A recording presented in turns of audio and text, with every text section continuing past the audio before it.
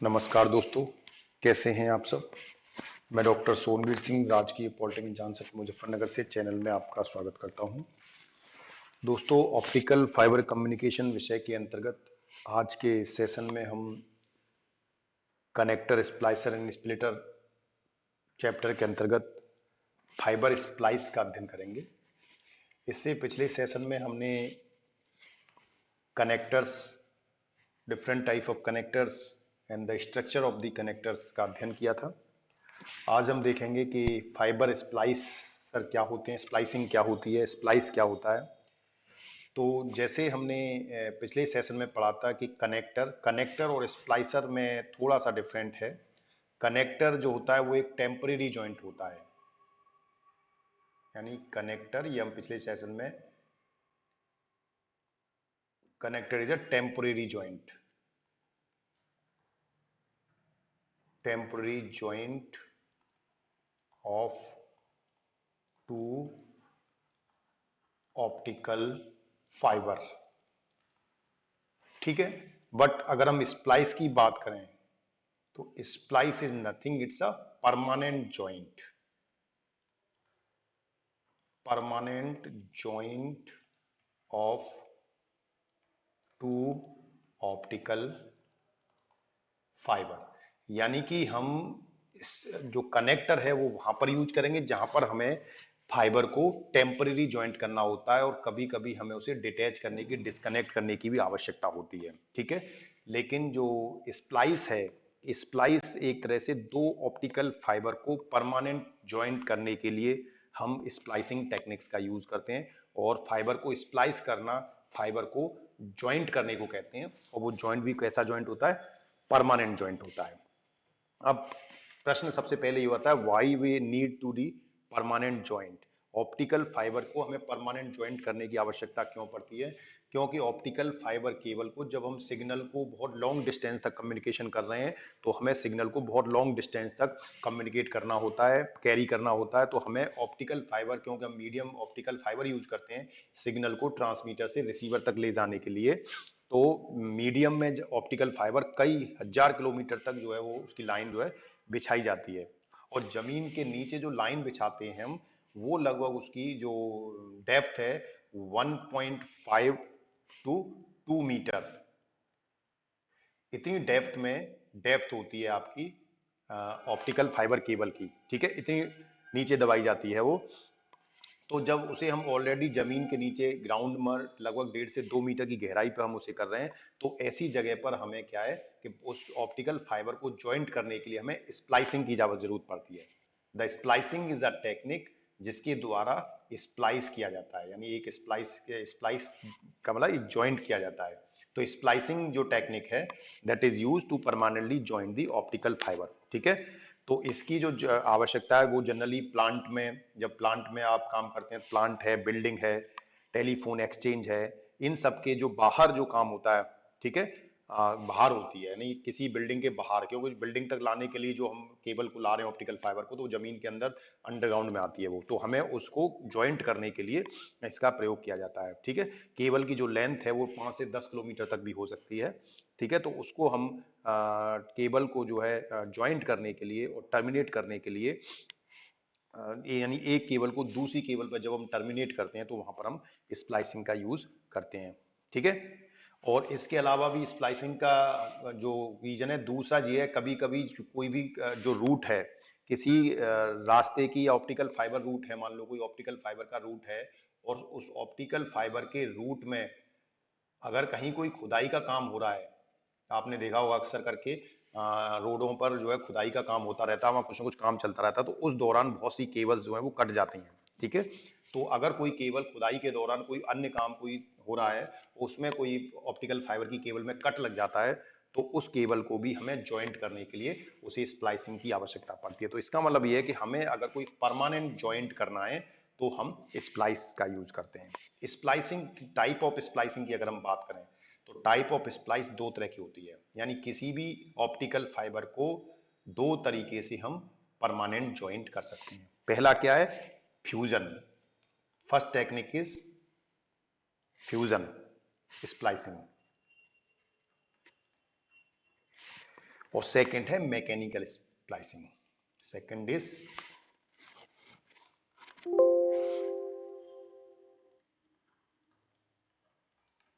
Mechanical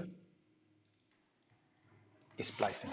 so first is fusion splicing और second is mechanical splicing. ठीक है, तो जो अगर हम सबसे पहले हम फ्यूजन स्प्लाइसिंग की बात करते हैं, तो फ्यूजन स्प्लाइसिंग में हम जब दो ऑप्टिकल फाइबर को ज्वाइंट करते हैं, परमानेंट ज्वाइंट करते हैं, तो उसके लिए हमें क्या करना होता है कि उस ऑप्टिकल फाइबर को हमें परमानेंट ज्वाइंट देना होता है। तो हमें दोनों ऑप्टिकल फाइबर को पहले हम अलाइन कर लेते हैं। ये सपोज यहां पर हमें ज्वाइंट देना है इसमें, तो हमने इसको दूसरी फाइबर हमारे पास ये है, सपोज इसको हम दूसरे कलर से ले लेते हैं जिससे आपको पता लग जाए कि डिफरेंट फाइबर है। और इस फाइबर के अंदर यहां पर कहीं पर आपकी कोर है, दिस इज द कोर, ये कोर है।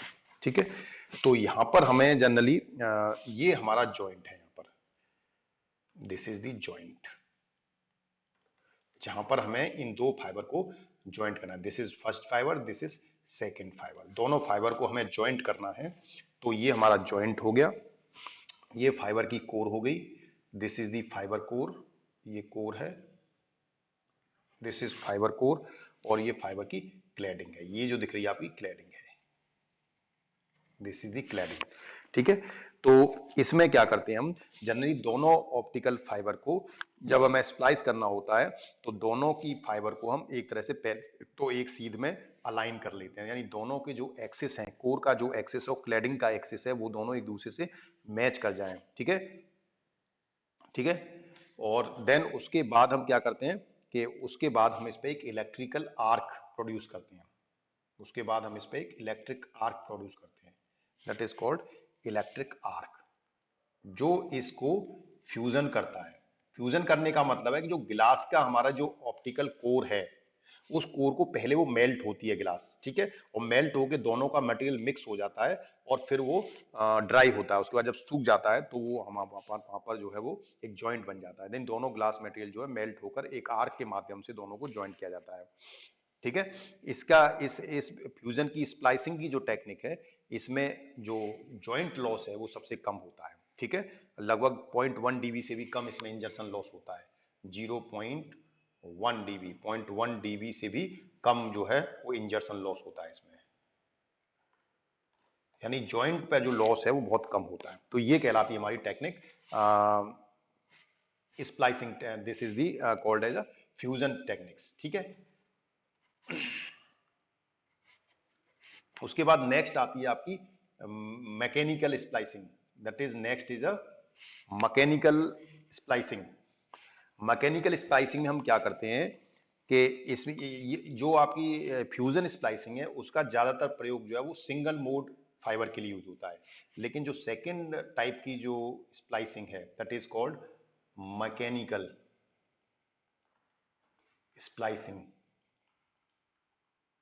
इसका जो प्रयोग है वो मल्टी मोड फाइबर के लिए प्रयोग किया जाता है। जबकि जो फ्यूजन टेक्निक्स जो हम यूज करते हैं फ्यूजन स्प्लाइसिंग, उसको हम सिंगल मोड फाइबर में उसका यूज ज्यादा होता है। ठीक है, सिंगल मोड फाइबर के लिए फ्यूजन स्प्लाइसिंग टेक्निक सबसे ज्यादा यूजफुल है, यानी फ्यूजन स्प्लाइसिंग सिंगल मोड के लिए, FUSI, fusion splicing, this is for single mode fibre. तो एक हो गया मल्टी मोड फाइबर, तो जो मैकेनिकल स्प्लाइसिंग है वो मल्टी मोड फाइबर के लिए है, और फ्यूजन स्प्लाइसिंग जो है वो सिंगल मोड फाइबर के लिए। तो इसमें जनरली मल्टी मोड फाइबर में टेम्पररी रिस्टोरेशन के लिए हम इसका प्रयोग करते हैं, मैकेनिकल स्प्लाइसिंग का। इसमें क्या करते हैं हम, जो जिन दो फाइबर को हमें ज्वाइंट करना होता है, ये आप देख रहे हैं this is the fibre for mechanical splicing, ये मैकेनिकल स्प्लाइसिंग के लिए डायग्राम जो आप देख रहे हैं मैकेनिकल स्प्लाइसिंग, इसमें हम क्या करते हैं कि जिन दो फाइबर को हमें ज्वाइंट करना है, ये number 1 fibre, this is 2 fibre, दोनों फाइबर को जब हमें ज्वाइंट करना है तो हम इसे एक ग्रूव में रख देते हैं। ठीक है, यहां पर देखें कैपिलरी ट्यूब ले रखी है हमने, इस कैपिलरी ट्यूब में इसको हमने अलाइन कर दिया है। ठीक है, ठीक है, इसके ऊपर हमने एक अलाइनमेंट स्लीव यानी अलाइनमेंट स्लीव भी चढ़ा सकते हैं इसके ऊपर। तो ये कैपिलरी ट्यूब या इसे कहते हैं अलाइनमेंट स्लीव, ठीक है, that is called alignment sleeve. तो जिन दो फाइबर को हमें जॉइंट करना है, उन दोनों फाइबर को हम एक ग्रूव में या एक कैपिलरी ट्यूब में उसे हम रखकर अलाइन करके और उसके ऊपर एक अलाइनमेंट स्लीव चढ़ा देते हैं, ठीक है, ठीक है, जिसकी वजह से अलाइनमेंट स्लीव चलाकर एक फाइबर जॉइंट बनाते हैं। तो यहां पर देखें आप, ये हमारा पॉइंट जो पोर्शन आप देख रहे हैं, this is the joint portion, यहां जॉइंट है, ठीक है, दोनों फाइबर्स में, ठीक है। यहां पर हम क्या करते हैं, जहां जॉइंट है वहां पर हम fibre butted together with indexed matching gel, यानी यहां पर हम एक ऐसा जेल डालते हैं जिसकी फाइबर जो इंडेक्स रिफ्रैक्टिव इंडेक्स अपनी जो कोर है, कोर की रिफ्रैक्टिव इंडेक्स से मैच करती है, ठीक है, कोर की रिफ्रैक्टिव इंडेक्स से मैच करती है, वो हम यहाँ पर एक जेल डाल देते हैं, ठीक है। तो इसे इंडेक्स्ड मैचिंग जेल बोलते हैं, इसे that is called indexed matching gel, it is called indexed matching gel, ठीक है। तो ये हमारी जो टेक्निक है that is called mechanical splicing. लेकिन हमें स्प्लाइसिंग के लिए दो चीजों का विशेष ध्यान रखना है। सबसे पहला तो है कोर का अलाइन होना, core must must be aligned, core must be aligned, ठीक है, यानी core axis and cladding axis, ठीक है, cladding axis, core axis and cladding axis, इन दोनों में जो डिफरेंस आता है उसे हम कॉन्सेंट्रिसिटी कहते हैं। तो कोर हमेशा फाइबर के, जो कोर है वो हमेशा फाइबर के सेंटर पे नहीं होती है, तो हमें ये भी ध्यान रखना है कोर हमेशा फाइबर के सेंटर पर नहीं होती है, जिसकी वजह से कोर और क्लैडिंग का जो एक्सिस है उनमें डिफरेंस आ जाता है, जिसकी वजह से उसमें कॉन्सेंट्रिसिटी आ जाती है, ठीक है। तो उसमें अगर एरर जो आती है, अगर कोर और क्लैडिंग अगर अलाइन ना हो पाए तो उसमें जो एरर आती है उसे हम बोलते हैं कॉन्सेंट्रिसिटी, कॉन्सेंट्रिसिटी एरर। जब कोर और क्लैडिंग की एक्सिस अगर मैच नहीं करती है तो उसको हम बोलते हैं कॉन्सेंट्रिसिटी एरर, ठीक है।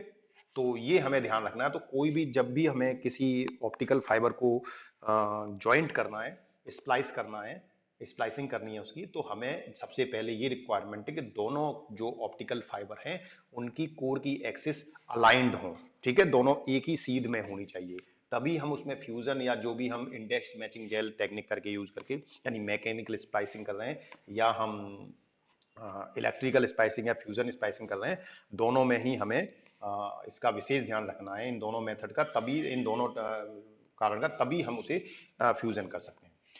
ये जो आप देख रहे हैं, this is the simple technique of fusion splicing. हमने फ्यूजन स्प्लाइसिंग में बताया आपको क्या होता है, कि हमने बताया कि फ्यूजन स्प्लाइसिंग में हम दो ऑप्टिकल फाइबर को अलाइन करके और उनके ऊपर एक आर्क प्रोड्यूस कर देते हैं, जिससे हम उनको स्प्लाइस करते हैं। लेकिन ये टेक्निक होगी कैसे, ठीक है, कैसे होगा, तो this is the simply a fusion splicing method, fusion splicing method. जो आप डायग्राम देख रहे हैं इसमें फ्यूजन स्प्लाइसिंग कर रखी है, ठीक है।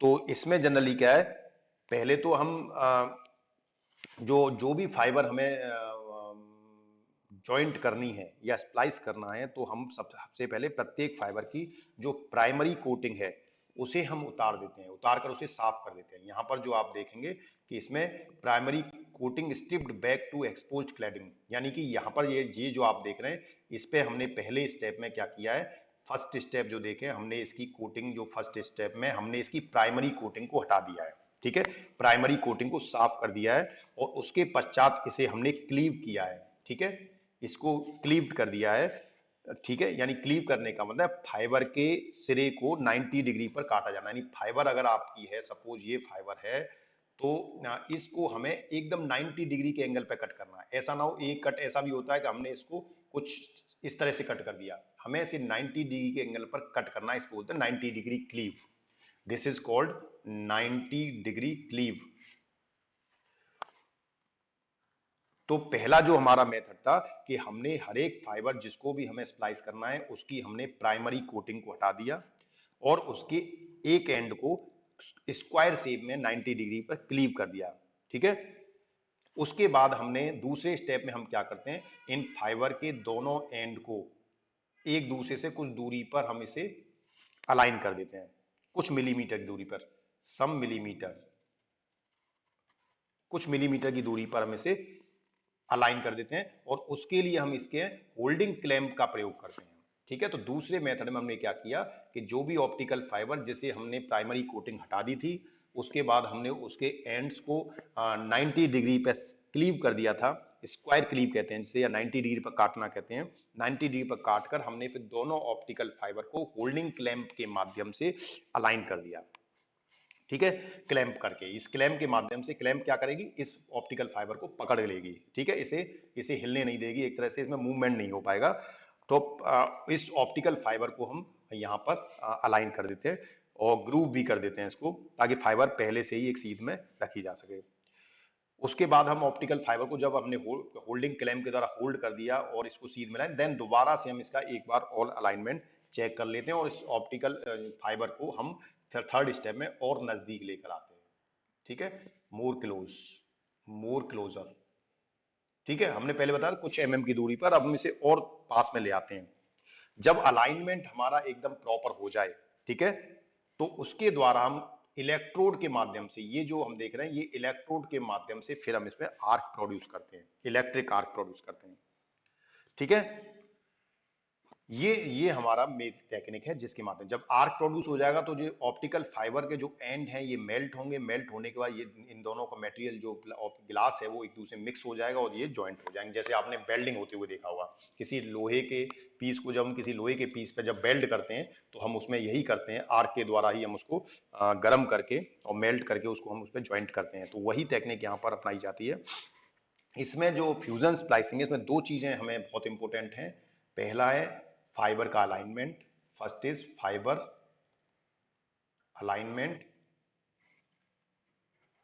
फाइबर अलाइनमेंट, और दूसरा है इलेक्ट्रिक आर्क की quantity, quantity control, quantity control of electric arc. ये दो चीजें हमें फ्यूजन स्प्लाइसिंग में बहुत इंपॉर्टेंट हैं, कि एक तो अलाइनमेंट प्रॉपर होना चाहिए, और दूसरा इसमें जो इलेक्ट्रिक आर्क हम प्रोड्यूस कर रहे हैं वो इलेक्ट्रिक आर्क की मात्रा कितनी होनी चाहिए। ठीक है, वो भी हमें कंट्रोल रखनी है। ठीक है, तो फाइबर अलाइनमेंट और इलेक्ट्रिक आर्क कंट्रोल ये बहुत इंपॉर्टेंट पार्ट हो जाता है। फाइबर अलाइनमेंट की जब हम बात करें तो फाइबर अलाइनमेंट के लिए भी हम डिफरेंट टेक्निक्स का यूज करते हैं, अपनाई जा, यानी फाइबर का जो अलाइनमेंट है वो बहुत इंपॉर्टेंट पार्ट है, तो उसके लिए भी हम डिफरेंट टेक्निक्स का यूज करते हैं फाइबर अलाइनमेंट के लिए। तो हम वो देखते हैं कौन कौन सी टेक्निक्स हैं जिनको हम यूज कर सकते हैं फाइबर अलाइनमेंट में।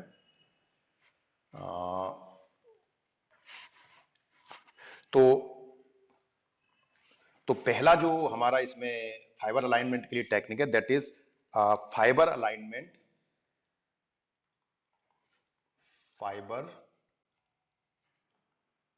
अलाइनमेंट यूजिंग ऑप्टिकल फीडबैक,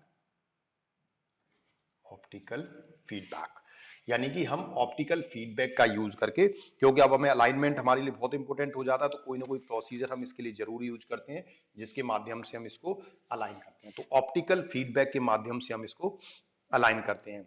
ठीक है, कैसे करते हैं तो देखें। तो हमने सबसे पहले यहाँ पर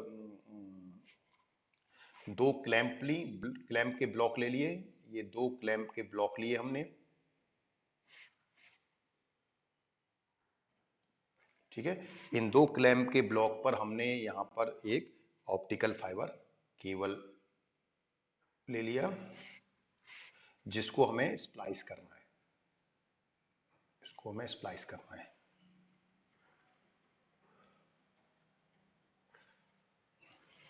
ये ऑप्टिकल फाइबर, और उसके बाद इस क्लैंप के ऊपर हमने एक होल्डिंग पैड्स लगा दिए इस पे, that is called holding pads, जो इसको वो कर देंगे। और उसके बाद हमने यहां पर एक मेंड रेल बोलते हैं इसे, मेंड रेल, जिस पे इसको हम रेल आउट करेंगे। तो ये जो इसमें हम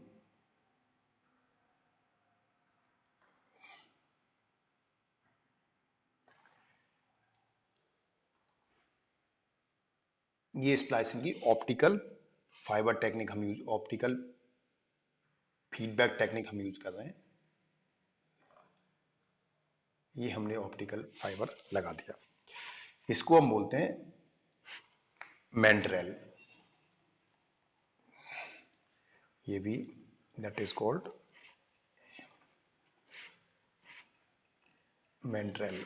ठीक है, ये फिक्स्ड क्लैम्प ब्लॉक है। This is a fixed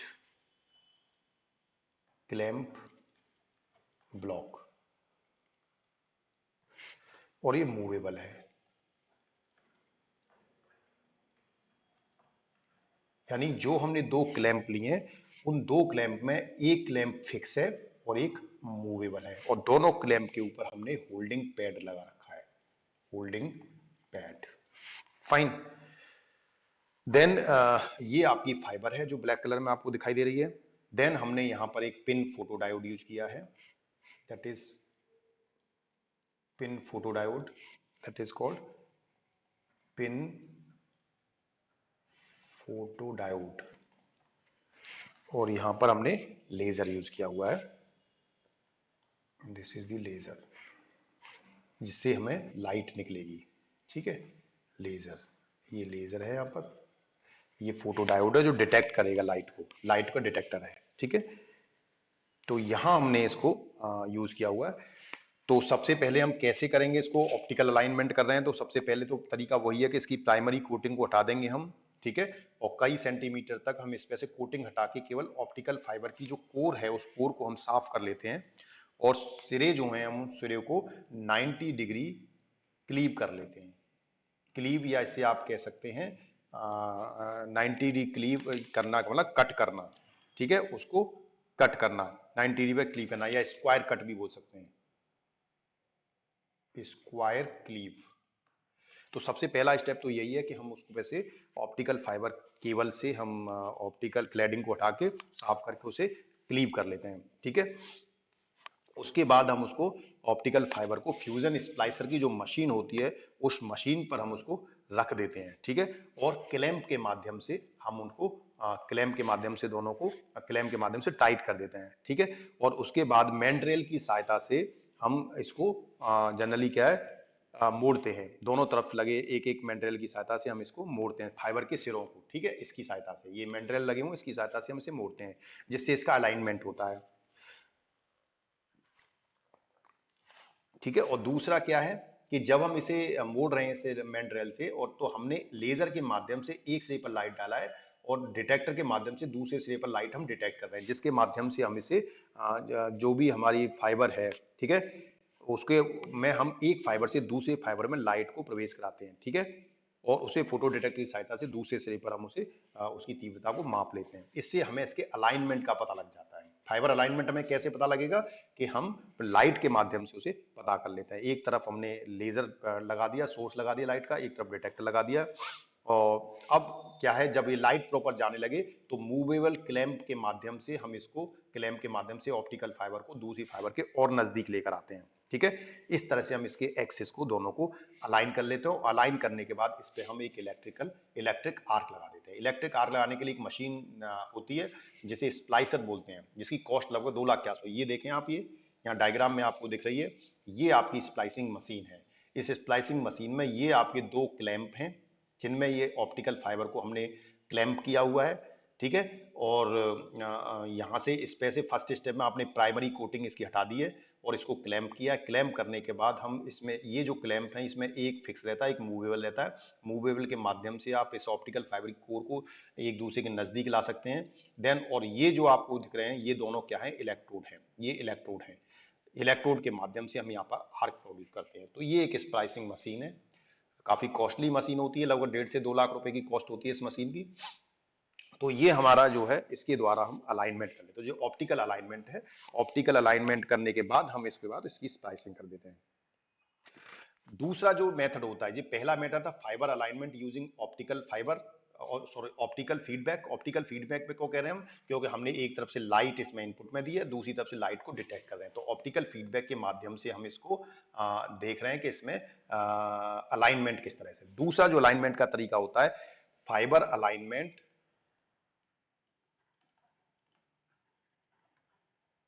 using digital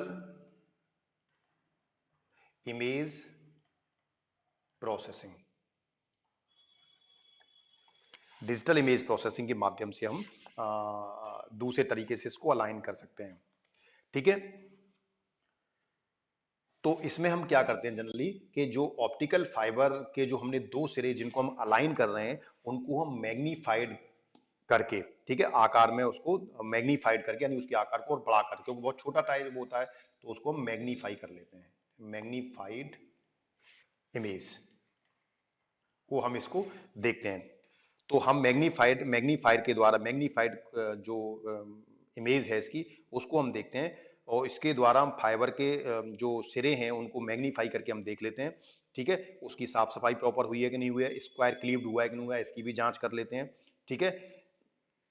fibre alignment की जो भी प्रोसेस है वो ऑटोमेटिक स्प्लाइसर में लगे माइक्रो कंप्यूटर को की सहायता से, यानी कि जो आपका जो स्प्लाइसर है उसको हम माइक्रो कंप्यूटर लगा रहता है उसमें उसमें उसकी इमेज हमें दिखाई देती रहती है। उसके माध्यम से हम डिजिटल इमेज प्रोसेसिंग के माध्यम से, डिजिटल इमेज प्रोसेसिंग में क्या है, जो इमेज कैप्चर हो रही है उसमें वो इमेज मैग्नीफाई होकर और उसका प्रॉपर इमेज आपको प्रॉपर दिखाई देता है, ठीक है। तो उसके माध्यम से हम इसका अलाइनमेंट कर लेते हैं, ठीक है। तो ये तो हमारा इसका पहला मेथड हो गया जिसमें हमें फाइबर के अलाइनमेंट का बहुत इंपॉर्टेंट था। दूसरा जो होता है हीटिंग, जो हमने कहा था कि आर्क का जो क्वांटिटी है, क्वांटिटी जो है आर्क की वो कंट्रोल होनी चाहिए। तो हीटिंग जो हो रही है उसकी, फ्यूजन जो हो रहा है, ठीक है, इलेक्ट्रिक आर्क के द्वारा, वो फ्यूजन कंट्रोल होना चाहिए। वो फ्यूजन क्या है, कंट्रोल होना चाहिए। तो सेकंड जो मेथड है हमारा उसका, दैट इज दी जो सेकंड है that is called heating control, ठीक है। हीटिंग कंट्रोल में हम क्या करेंगे, just a minute.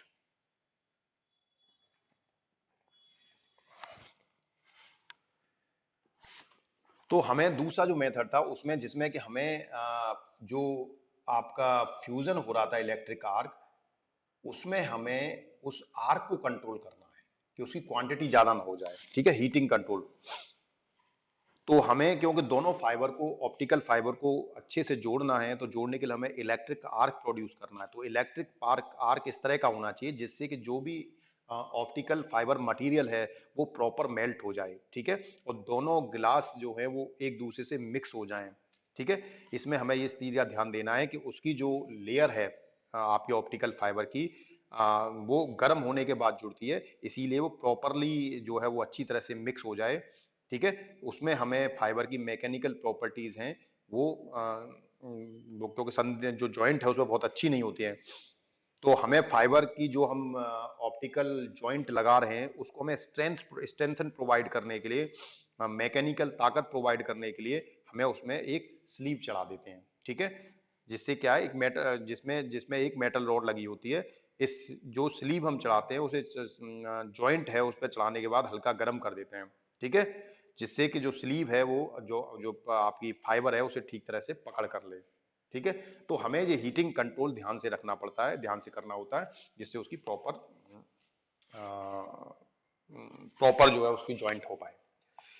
Mechanical splicing में हम बात करें तो मैकेनिकल स्प्लाइसिंग तो हम ऑलरेडी बता चुके हैं कि मैकेनिकल स्प्लाइसिंग में हम सिंपल दो जो भी ऑप्टिकल फाइबर है जिन्हें हमें ज्वाइंट करना है, उसमें हमें उनके सिरों को पहले हम 90 डिग्री कट करके उन्हें एक दूसरे के नजदीक लाते हैं, और उसके ऊपर एक हम जो इंडेक्स मैचिंग जेल के माध्यम से हम उसे ज्वाइंट करते हैं, लेकिन उसके ऊपर इसे उसे एक कैपिलरी ट्यूब में डाल देते हैं, कैपिलरी ट्यूब में डाल देते हैं आप उसको, ठीक है, जिससे या वी ग्रुप कह सकते हैं, जिसमें डाल देते हैं आप। उसके बाद हम उसमें मैच जेल डालते हैं जिसके माध्यम से हम उन्हें दोनों को जोड़ते हैं, दोनों फाइबर को। लेकिन आजकल जो है वो क्लीव्ड फाइबर में उसमें पॉलिश भी कर देते हैं हम, ठीक है। दोनों फाइबर को अगर हम पॉलिश कर देते हैं उसके बाद हम दोनों को अलाइन कर देते हैं, और उनके बीच में जो यानी दो फाइबर हमने ली, दोनों फाइबर को प्रॉपर हमने पहले तो उसको प्राइमरी उसकी सफाई कर ली, प्राइमरी उस पर से जो कोटिंग है वो हटा दी, प्राइमरी कोटिंग वाला उसमें से क्लैडिंग को हमने हटा दिया, और दोनों फाइबर के जो सिरे हैं उन सिरे को हमने प्रॉपर जो है वो कट किया, ठीक है। और उसके बीच में जो गैप आता है, जो सपोज ये हमारी फाइबर यहाँ आता है कि इन दोनों के बीच में यहाँ गैप आ रहा है, तो यहाँ पर हम एक एपॉक्सी रेजिन,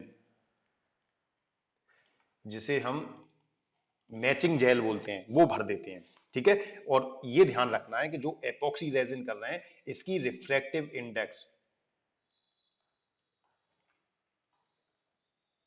वो कोर की रिफ्रैक्टिव इंडेक्स से मैच करनी चाहिए। Refractive index of gel must be match with refractive index of refractive index of core, ठीक है। ये हमें ध्यान रखना है कि रिफ्रैक्टिव इंडेक्स प्रॉपर मैच करे, ठीक है। तो फाइबर को हम उसके बाद फाइबर को हम अलाइन कर लेते हैं, अलाइन करके उसमें हम मैकेनिकल स्प्लाइसिंग करते हैं। फाइबर की जो क्लैडिंग है उसे कई तरीके से हम अलाइन कर सकते हैं, जैसे ग्लास ट्यूब के भीतर डालकर हम उसे अलाइन कर सकते हैं, ठीक है। और फाइबर का जो सिरा है उस पर हम एपॉक्सी रीजन लगा देते हैं, ग्लास ट्यूब के भीतर डाल देते हैं, ठीक है। उसे जंक्शन पे एक छोटा होल होता है, जो एपॉक्सी रीजन अधिक होता है वो उसमें बाहर निकल आता है। यानी कि आपने क्या किया, एक आपके पास ट्यूब है और जंक्शन है, यहाँ पर आपने यहाँ जंक्शन है जहाँ पर ये फाइबर जुड़ रही है, तो यहाँ पर ऊपर एक होल होता है। तो जो भी जेल इसमें डालते हैं, अगर वो एक्स्ट्रा होता है तो वो जेल इस होल में आ जाता है, ठीक है। होल में एक्स्ट्रा जेल आ जाता है, वो बाहर निकल आता है, ठीक है। तो ये डिफरेंट टेक्निक्स हैं जिसके माध्यम से, लेकिन हमें जब कोई भी ऑप्टिकल फाइबर की स्प्लाइस करनी है, दो चीज हमारे लिए इंपॉर्टेंट हो जाती है, एक तो अलाइनमेंट और दूसरा हीटिंग कंट्रोल। दोनों चीज हमने अच्छे से देख ली। इनके लिए हम क्या क्या टेक्निक्स यूज कर सकते हैं, डिफरेंट टेक्निक्स होती है। उसके बाद जो अगला हमारा टॉपिक आता है इसमें, that is called splitter. Next is splitter. जैसे स्प्लाइस और कनेक्टर के माध्यम से तो हम दो ऑप्टिकल फाइबर को ज्वाइंट कर देते, एक टेम्परेरी ज्वाइंट था, एक परमानेंट ज्वाइंट था। लेकिन फाइबर ऑप्टिक्स में स्प्लिटर का जो काम है वो जनरली एक सिग्नल को दो या दो से अधिक सिग्नलों में डिवाइड करना, ठीक है।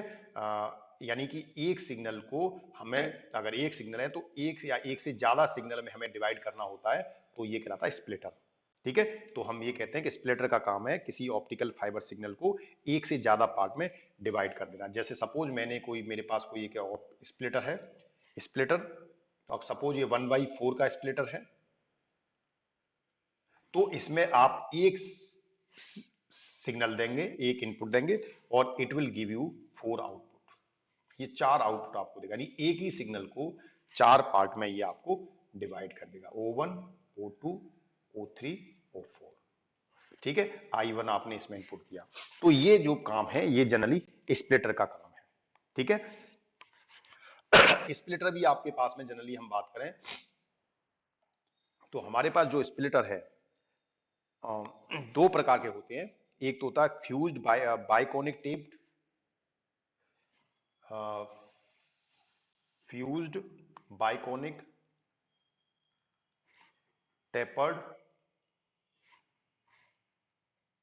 टेपर्ड, जिसे हम FBT बोलते हैं।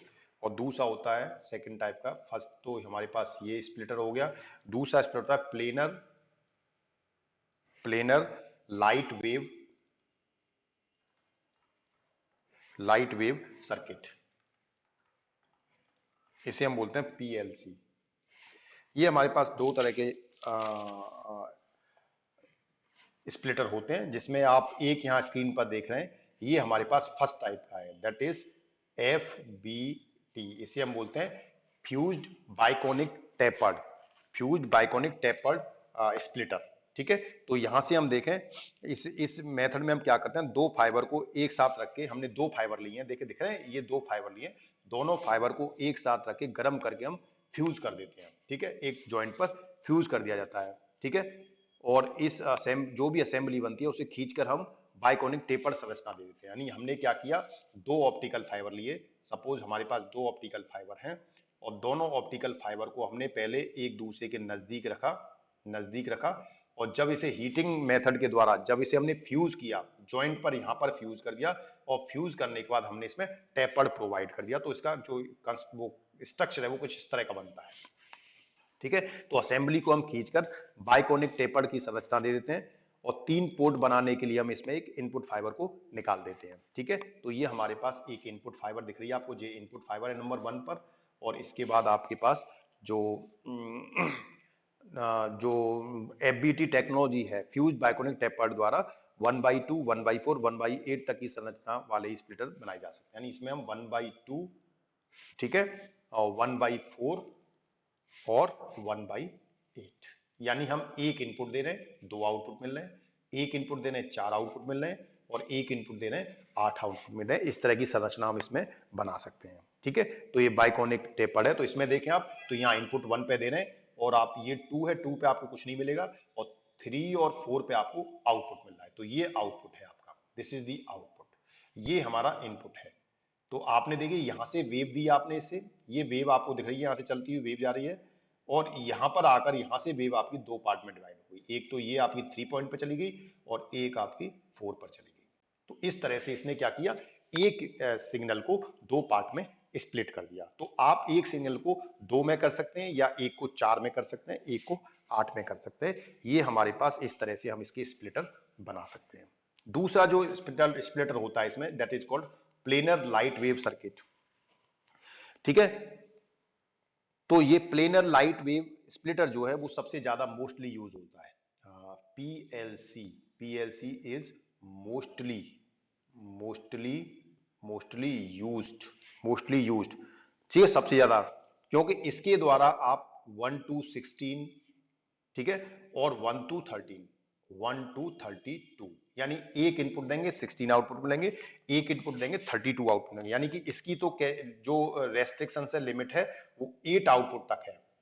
लेकिन आप पीएलसी को अगर यूज करते हैं तो इसके माध्यम से आप 16 और 32 तक की संरचना आप प्राप्त कर सकते हैं। ठीक है, इससे आसानी से आप 1 to 16 और 1 to 32 के स्प्लिटर बना सकते हैं। यानी कि आपने यहां पर एक स्प्लिटर लिया, स्प्लिटर, और अगर आपने 1/16 का लिया है तो यहां आप सिंपल एक इनपुट देते हैं, और यहां पर आपको O1 से लेके O15 तक, O16 तक 16 आउटपुट आपको मिल जाते हैं। तो इसे बनाने के लिए जनरली इसमें सिलिका ग्लास सबस्ट्रेट का यूज करते हैं, silica glass substrate. Silica glass substrate के ऊपर हम वेवगाइड को लिथोग्राफी के माध्यम से हम फैब्रिकेट कर देते हैं। ठीक है, जिससे हमें हाई संरचना वाले स्प्लिटर आसानी से बनाए जा सकते हैं। ठीक है, तो ये हमारे पास एक दो तरह के स्प्लिटर हो गए, fuse Bionic tapered. Fuse Bionic tapered की हमारी लिमिटेशंस है 1 से 2, 1 to 4 और 1 to 8 हम यूज कर सकते हैं, जबकि पीएलसी जो है हमारे पास वो 1/16 और 1/32 के भी आप इसमें बना सकते हैं। ठीक है, इसके बाद हम एक कंपैरेटिव स्टडी अगर इसकी देखें दोनों की, Bionic tapered, Bionic fuse Bionic tapered और प्लेनर लाइट वेव सर्किट, यानी एफबीटी की अगर हम बात करें, एफबीटी, और एक है हमारे पास पीएलसी, दोनों में क्या एडवांटेज है, तो दोनों की कॉस्ट लो है, लो कॉस्ट,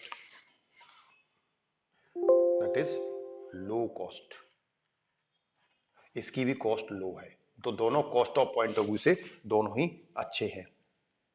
ठीक है, इसका जो रॉ मटेरियल है, सेकंड अगर हम बात करें तो इसका रॉ मटेरियल इजीली अवेलेबल है, raw material easily available, easily available है। ठीक है, जैसे क्वार्ट्ज है, क्वार्ट, स्टेनलेस स्टील, ये डिफरेंट मटेरियल है जिनसे ये बनाया जाता है। हॉट ड्रम जेल, ठीक है, इसका स्पेक्ट्रम यूनिफॉर्म रहती है, सेकंड वाले की स्पेक्ट्रम यूनिफॉर्म है,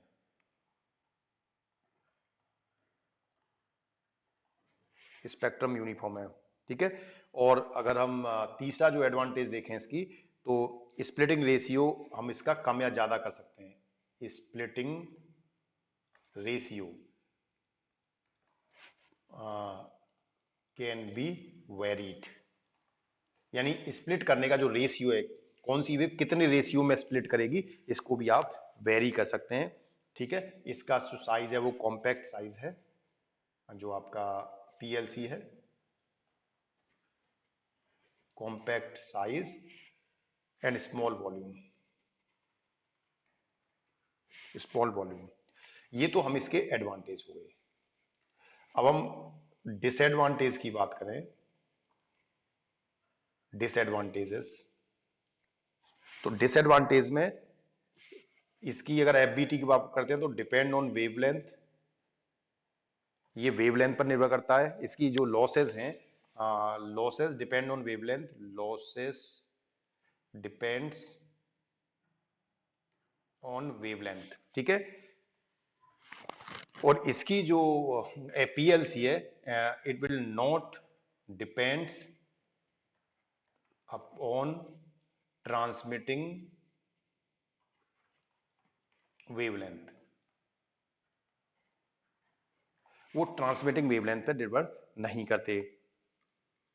ये different different devices for different wavelength, यानी वेवलेंथ अगर चेंज हो गई तो हमें डिफरेंट तरह का डिवाइस उसके लिए बनाना पड़ेगा। इसमें फैब्रिकेशन प्रोसेस कॉम्प्लेक्स होता है, फैब्रिकेशन इज कॉम्प्लेक्स, ठीक है। ये इसकी है। इंजर्सन लॉस टेम्परेचर पर डिपेंड करता है। इसका तीसरी एडवांटेज क्या है, डिसएडवांटेज, पहली ये हो गई, सेकंड ये हो गया, थर्ड क्या है, insertion loss depend on temperature, insertion loss depends upon temperature. Temperature पे इसलिए कि आप फ्यूजन कर रहे हैं तो ऑब्वियस है वहां टेम्परेचर उस पर जंक्शन पे चेंज होगा, ठीक है। और इसमें एडवांस्ड टेक्निक्स आपको यूज करनी पड़ती हैं, advanced technique need to be used. तो ये हमारे पास एफबीटी की और पीएलसी की कुछ एडवांटेजेस और डिसएडवांटेजेस हैं। तो इस तरह से हमारे पास ये जो चैप्टर है वो आपका फिनिश हो जाता है। So thanks, thank you very much. दोस्तों, अगर आपने अभी तक चैनल को सब्सक्राइब नहीं किया है तो कृपया चैनल को सब्सक्राइब कर लीजिए और नीचे बने बेल आइकन्स को क्लिक कर लीजिए, जिससे आपको लेटेस्ट अपडेट्स और नोटिफिकेशंस प्राप्त होते रहें। धन्यवाद, थैंक यू वेरी मच।